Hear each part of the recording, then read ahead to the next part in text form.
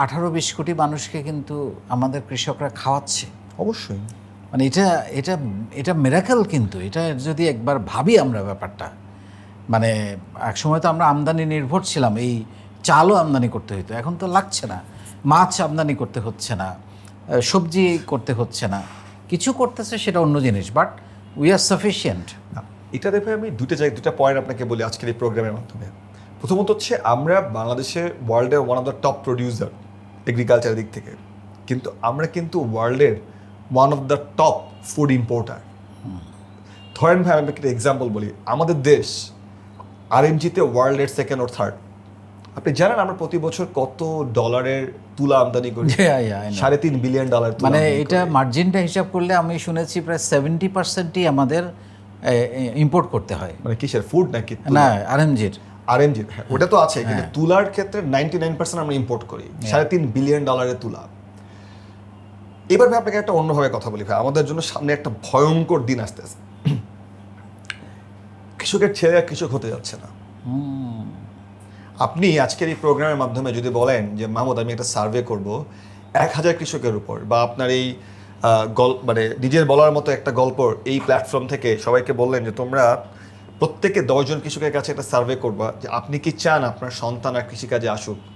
আমি মাহমুদ এখান থেকে গ্যারান্টি দিয়ে বললাম 99% কৃষক বলবে মরে গেলেও চাই না। ভাইয়া আমাকে আপনাকে তো খাওয়ালো আমার বাবা, আপনার বাবার বয়সী যে কৃষকরা, আমার বয়সী কৃষকরা যারা, তাদের সন্তানরা যদি কৃষিকাজটা না করে তাহলে আমাদের সন্তানদেরকে কে খাওয়াবে? আপনি দেখবেন ভাই, আপনি আমার ফেনীতে দেখবেন, ফেনীতে এখন লেবারের খুব সংকট, খুবই সংকট। কারণ আমার ফেনীর মানুষ থেকে আমাদের নিজের জমি পড়ে আছে, ইভেন বর্গাও নেয় না। এক্স্যাক্টলি, ইভেন বর্গাও নেয় না। কেন জানেন ভাইয়া? কারণ একটা সময় মঙ্গা বলে একটা জিনিস ছিল, রংপুর থেকে আমরা এটাকে বলি বদুল্লা বলতাম, তারা আমাদের ফেনীতে এসে চাষ করতো। এখন ওইখানেই আপনার লেবার শর্টেজ, তারা কিছু না কিছু বাজারে একটা দোকান করে বা ইয়ে করে চলছে। নট অনলি দ্যাট ভাইয়া, বিদেশে যাচ্ছে। এক্স্যাক্টলি, আপনি কিন্তু একটা পারফেক্ট কথা বলেছেন।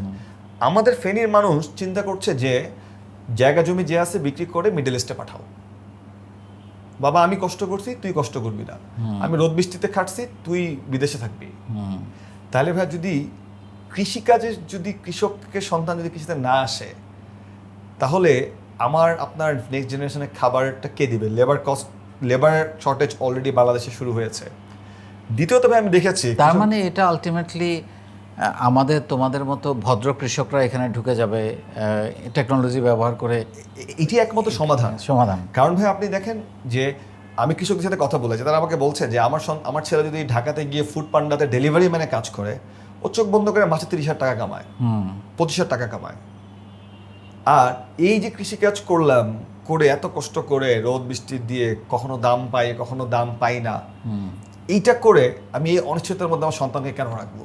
যাও গার্মেন্টস চাকরি করো, টাকা থাকলে বলে বিদেশ চলে যাও, না হলে হচ্ছে ঢাকাতে গিয়ে ডেলিভারি ম্যানে কাজ করো।